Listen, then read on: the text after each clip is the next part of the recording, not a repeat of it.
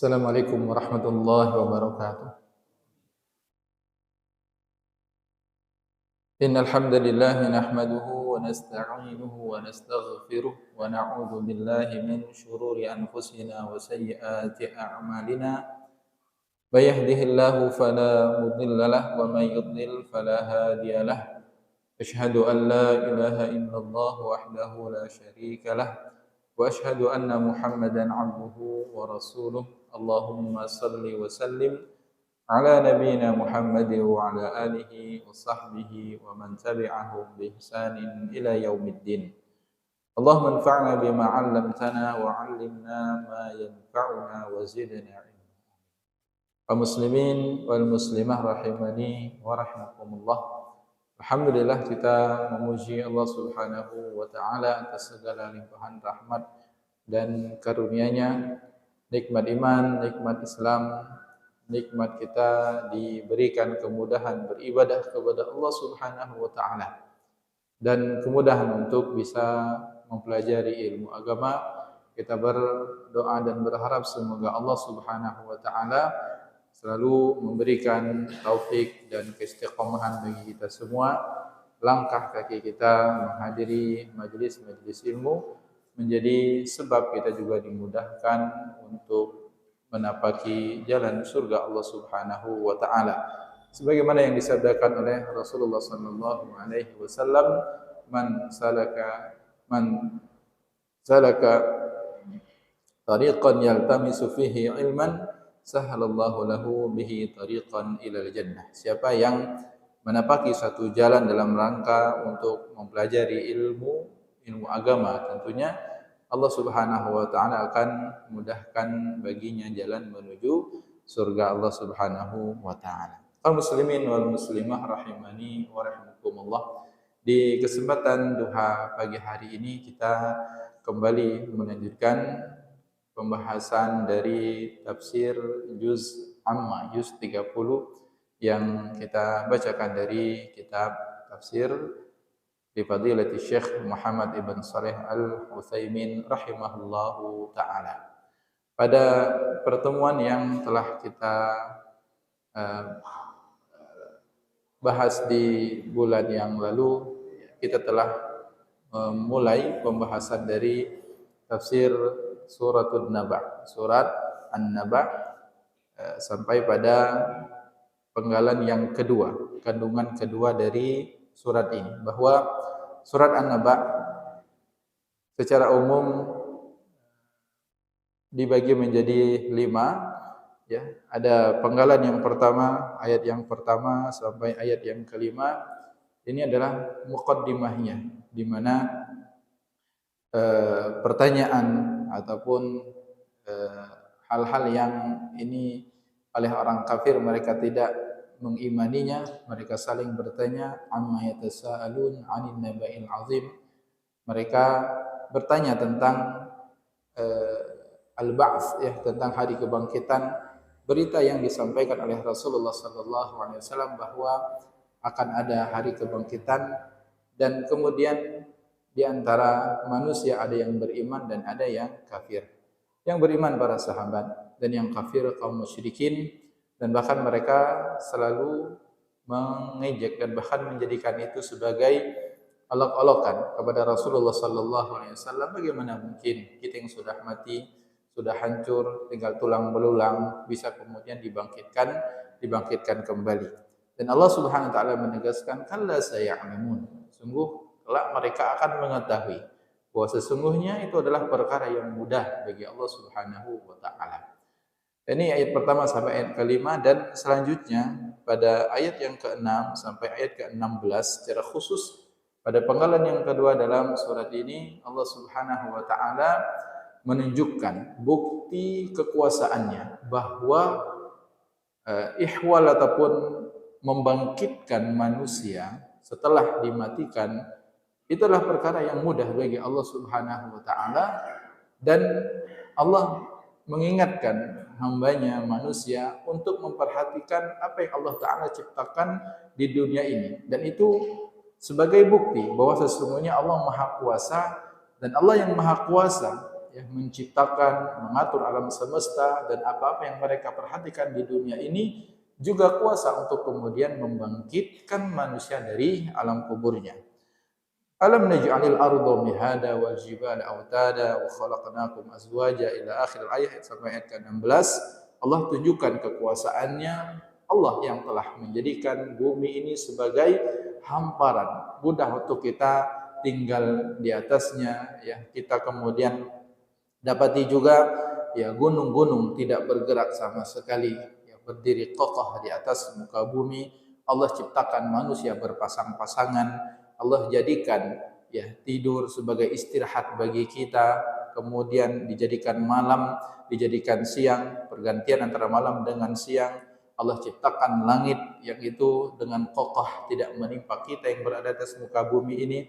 Dan Allah ciptakan pula matahari yang bersinar dan kita dapatkan manfaat dari cahayanya.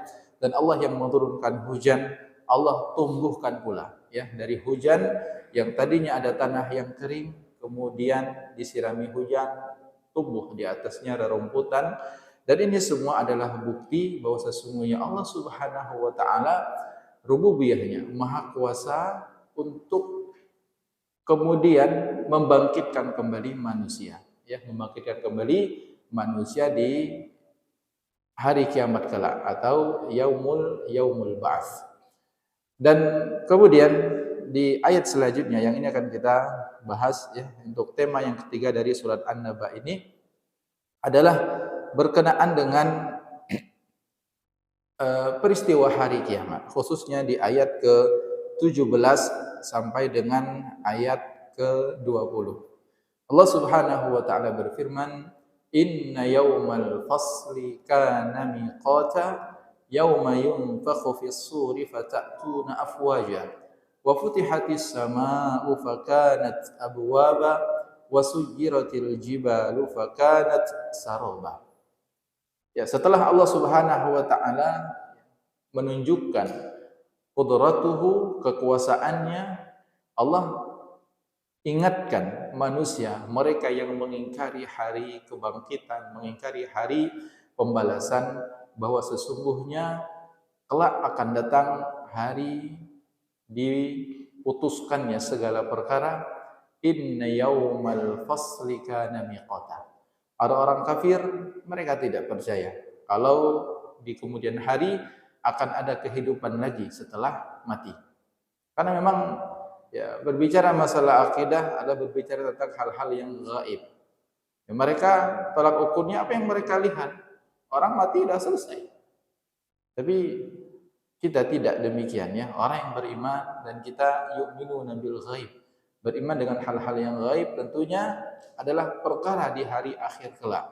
Tentang berakhirnya dunia ini dan apa yang akan terjadi setelah berakhirnya dunia, hari di mana Allah Subhanahu wa taala bangkitkan seluruh makhluk. Inna yaumal fasli kana miqata. Sesungguhnya yaumul fasli, hari keputusan. Al-faslu putus ya, secara makna demikian maksudnya adalah hari di mana Allah Subhanahu wa taala memberi keputusan, hari di mana Allah Subhanahu wa taala memberi ya keputusan, membedakan juga antara orang mukmin dengan orang kafir.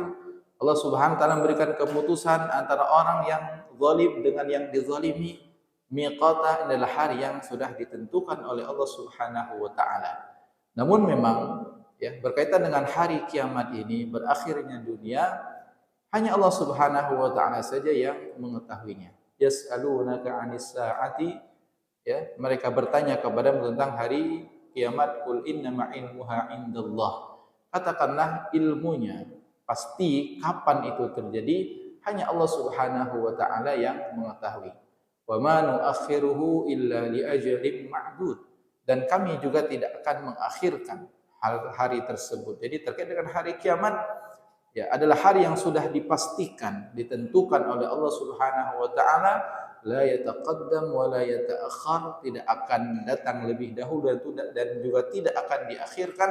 Semua sudah ditentukan oleh Allah Subhanahu wa taala. Hanya memang kapan itu terjadi kita tidak mengetahui. Ini adalah ilmu yang hanya diketahui oleh Allah Subhanahu wa taala saja.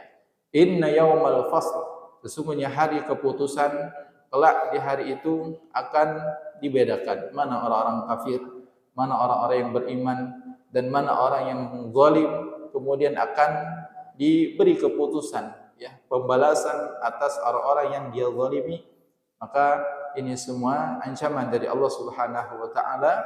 Orang-orang yang tidak mempercayai tentang hari kiamat, sesungguhnya Allah tegaskan miqata, hari tersebut hari yang sudah ditentukan oleh Allah Subhanahu wa taala. Kembali kepada awal ayat, kalla saya'lamun. Kalau enggak percaya, tunggu aja. Kalau mereka pasti akan mengetahuinya bahwa ini perkara yang pasti akan terjadi. Kemudian yauma yunfakhu fis-suri fatatuna afwaja.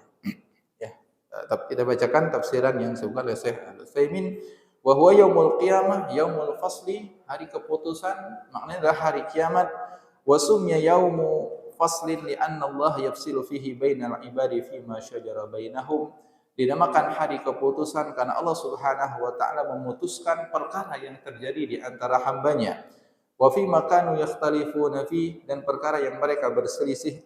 Fa yafsilu baina ahli al-haqqi wa ahli al-batil wa ahli al-kufri wa ahli al-iman wa ahli al-'udwan wa ahli al-i'tidal. Dan Allah Subhanahu wa taala memutuskan mana mereka yang berada di kelompok yang benar dan kelompok yang salah, orang yang kafir dengan orang yang beriman, orang yang bermusuhan, orang yang berada di garis yang benar dan yang salah. Wa yafsilu fihi aidan baina ahlil jannati wan nar, dan Allah Subhanahu wa taala juga akan memberi keputusan siapa yang berhak menjadi penghuni surga dan siapa kala yang berhak untuk menjadi penghuni neraka. Fariqun fil jannati wa fariqun fis sa'ir. Akan ada hari keputusan, sekelompok manusia nanti di surga dan sekelompok manusia berada di neraka. Kana miqata, hari keputusan tersebut adalah mauqutan li ajalin ma'dud, hari yang telah ditentukan waktunya oleh Allah Subhanahu wa taala, dan itu tidaklah diakhirkan sedetik pun. Manakala sudah tiba waktunya, maka Allah Subhanahu wa taala berkuasa untuk kemudian mengakhiri dunia ini dan akan berlangsung nanti kehidupan yang selanjutnya, kehidupan akhirat. Kemudian Allah Subhanahu wa taala berfirman, yauma yunfakhu fis-suri fatatuna afwaja. Hari di mana yunfakh, ditiup, fis-sur, ya, sangkakala, fatatuna afwaja, kemudian kalian datang berkelompok, ya. Hari ketika memang sudah terjadi hari kiamat, dan pada hari itu nanti akan ditiup sangkakala, ya. Dan ada dua, ya, terkait dengan tiupan sangkakala. Ada tiupan di mana seluruh makhluk nanti akan binasa, dan ada tiupan yang kedua, tiupan di mana manusia kemudian akan bangkit dan mereka datang secara berkelompok menuju mahsyar. Adapun yang dimaksudkan dalam ayat ini secara khusus adalah tiupan di mana mereka kemudian bangkit dari alam kuburnya dan kemudian menuju mahsyar. Yauma yunfakhu fis-suri fatatuna afwaja wan nafikh al-muwakkal fiha Israfil. Adapun malaikat yang diberi tugas untuk meniup sangkakala tersebut adalah malaikat yang bernama Israfil. Yanfukhu fiha nafkhatain, dan dia akan meniup sangkakala sebanyak 2 kali. Al-ula yabzi'un nas tsumma yas'aquna fayamutun. Tiupan di mana manusia akan kemudian mati. Yani tiupan yang pertama yang menyebabkan seluruh manusia, seluruh makhluk akan binasa.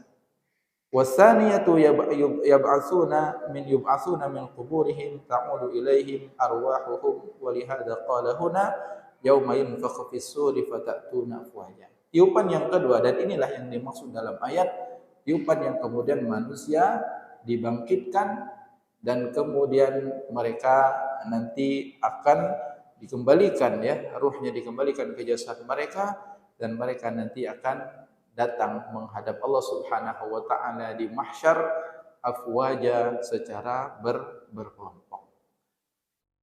Wa fil ayati ijazun bil hazfi ay fatahyuna fatatuna afwaja faujan ma'a faujin aw yatlu faujan wa hadhihi al afwaj wallahu a'lam bihasbil umami kulli ummatin du'a ila kitabiha lituhasabu alayhi fayati an-nas afwajan fi hadzal mawqifil 'azim alladhi tusawwa fihi al-ard fayadaraha Allahu 'azza wa jalla qa'an safsafa la tara fiha 'iwaja wa la amta.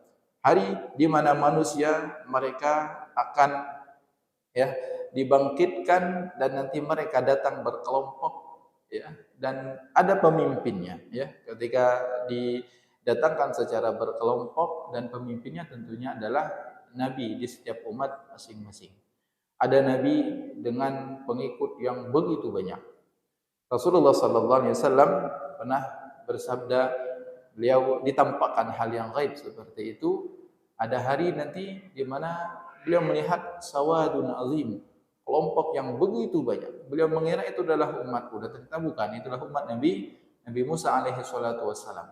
Wan nabi ma'ahu rajulan, ada nabi bersamanya 2 orang. Cuma 2 orang pengikutnya. Wan nabi ma'ahu rajulun wahid, ada nabi 1 pengikut. Wan nabi laisa ma'ahu ahad, dan ada nabi yang tidak punya pengikut.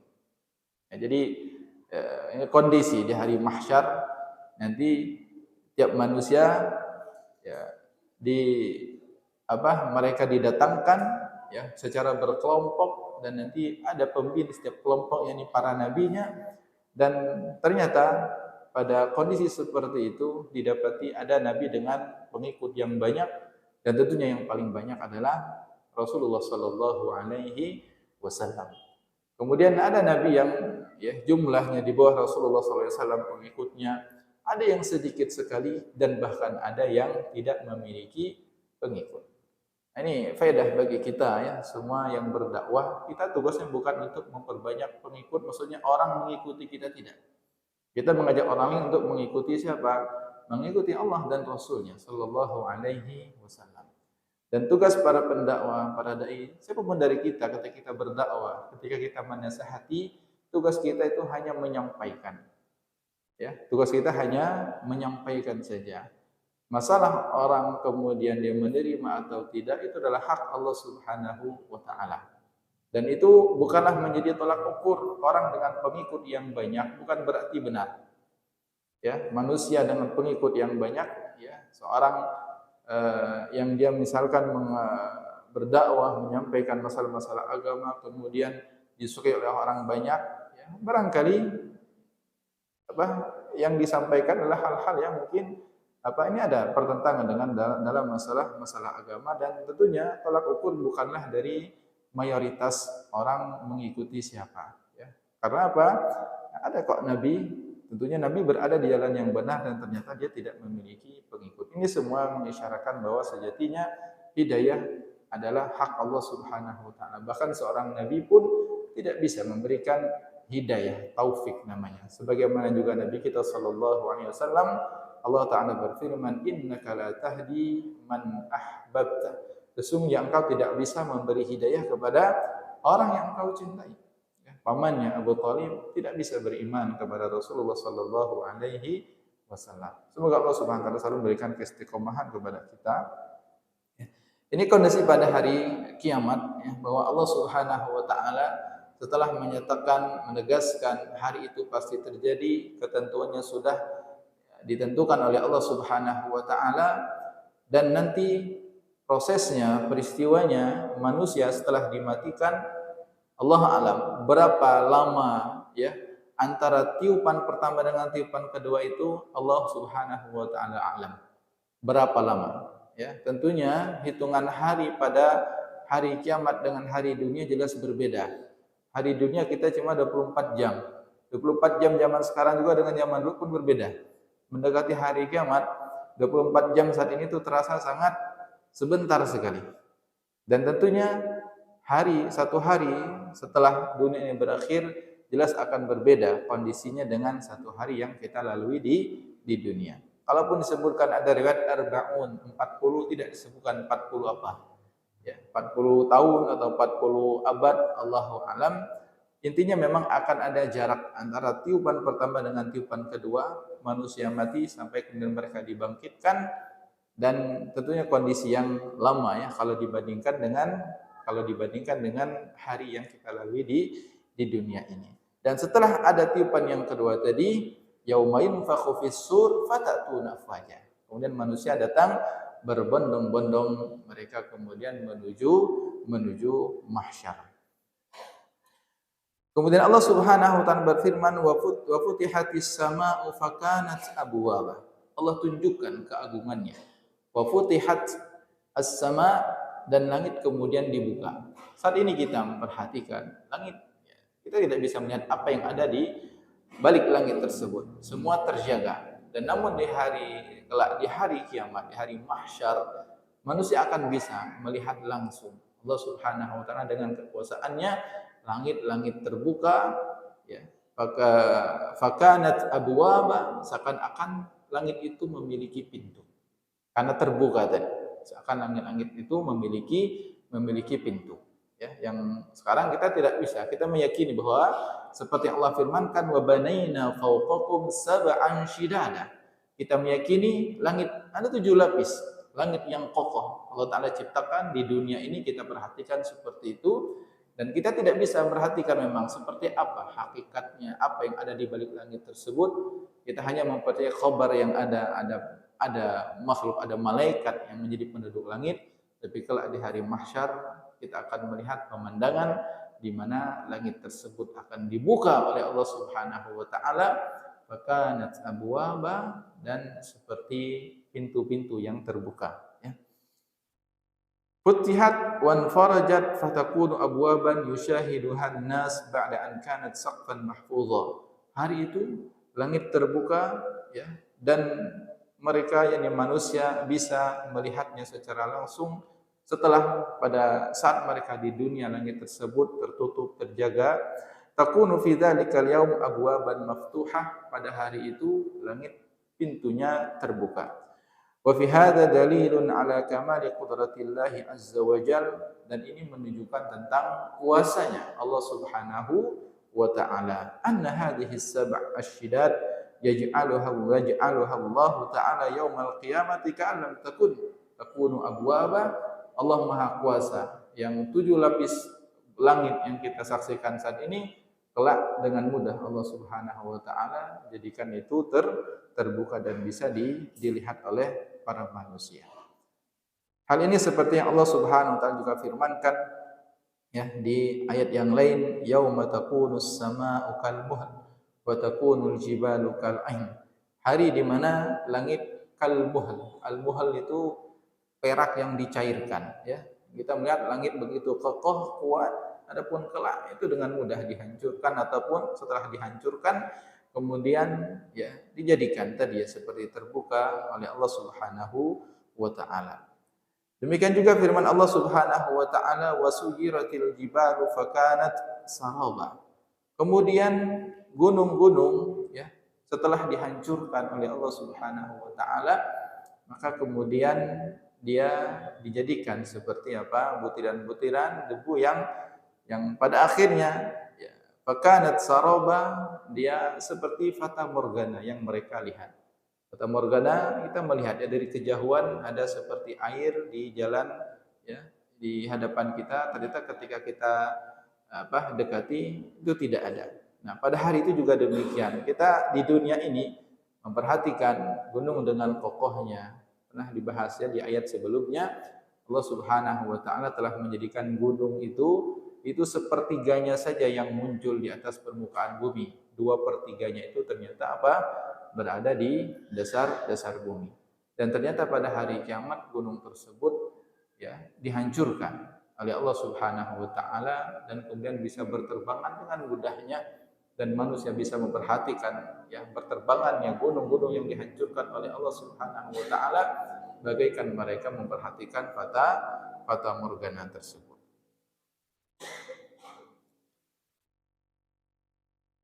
Wasuyiratil jibalu fakanat saraba, ay anna al-jibala al-'azimah as-samma' tudakku fatakunu karramli thumma takunu kas-sarabi tasir.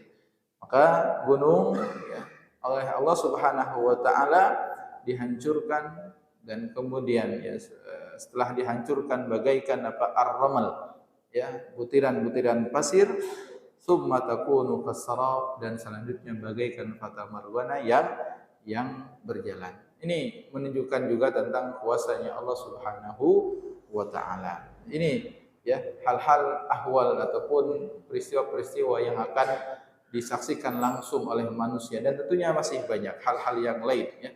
Kondisi manusia saat mereka dibangkitkan itu beraneka ragam. Bahwa manusia nanti akan dibangkitkan bagaimana mereka hidup dahulu. Ya.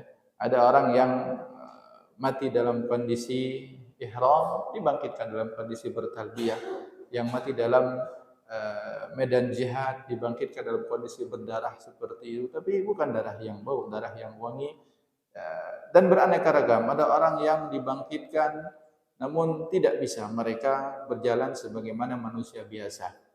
Mereka seperti orang kerasukan, ya, orang-orang pemakan riba, ya, la yaqumun illa kama yaqumul ladzi yatakhabbathu syaitanu minal mas. Hari di mana orang pemakan riba yang tidak bertobat enggak bisa mereka berdiri di hari tersebut kecuali sebagaimana orang yang kerasukan. Ada orang yang enggak bisa berjalan dengan benar, berjalan di atas wajahnya, dan macam-macam kondisi manusia. Di hari itu orang sudah tidak memikirkan yang lain lagi. Mereka hanya memikirkan kondisi mereka sendiri. Belum lagi di mahsyar tersebut, ya, itu bukan berdiri yang sebentar, berdiri yang lama.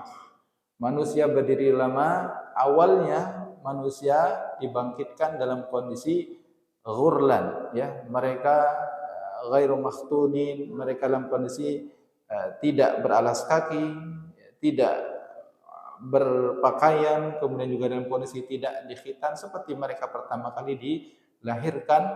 Ya, namun bukan berarti kemudian mereka ya asik-asikan berpandangan melihat aurat yang lain, enggak. Kondisi jauh lebih mengkhawatirkan. Mereka takut dengan kondisi masing-masing. Walaupun memang pada akhirnya kelak manusia nanti akan juga diberi pakaian oleh Allah Subhanahu wa taala. Dalam sebuah riwayat, orang yang pertama kali diberi pakaian adalah Nabi Ibrahim alaihi salatu wassalam. Tapi awalnya, asalnya manusia saat dibangkitkan nanti mereka dalam kondisi tadi, ya, tidak berpakaian, tidak beralas kaki, dan kebayang ya panas dan matahari didekatkan kepada kita di hari mahsyar 1 mil. Allah alam, ada yang mengatakan ukuran kita atau mil, yang mengatakan alat celak, maksudnya adalah sangat dekat sekali. Dan kemudian manusia, mereka yang para pendosa khususnya berkeringatan, yang sampai keringatnya tersebut mulai naik ke badan mereka, ada yang sampai lututnya, sampai perutnya, ada yang sampai ke hidung mereka, dan ada yang tenggelam dengan keringat mereka. Ini azab yang akan mereka rasakan. Ini belum masuk azab yang aslinya, azab api neraka. Ini baru pada kondisi mahsyar yang sangat menakutkan tadi, yang mereka juga sudah mulai terasa payah. Sampai kemudian ya berdiri yang lama, manusia nanti mereka mencari pertolongan. Ya, datang kepada Nabi Adam, minta agar Nabi Adam berdoa kepada Allah agar segera diberi keputusan. Nabi Adam pun menyanggah, ya, merasa pernah berbuat dosa dan tidak layak melakukannya. Suruh ke Nabi Nuh menolak, Nabi Nuh kepada Nabi Musa menolak, Nabi Musa kepada Nabi Isa menolak, sampai kemudian kepada Nabi Muhammad sallallahu alaihi wasallam, ana laha. Ya, Nabi mengatakan, iya, akulah yang berhak untuk kemudian apa? Diberikan kesempatan memohon kepada Allah Subhanahu wa taala, dan beliau pun bersujud di bawah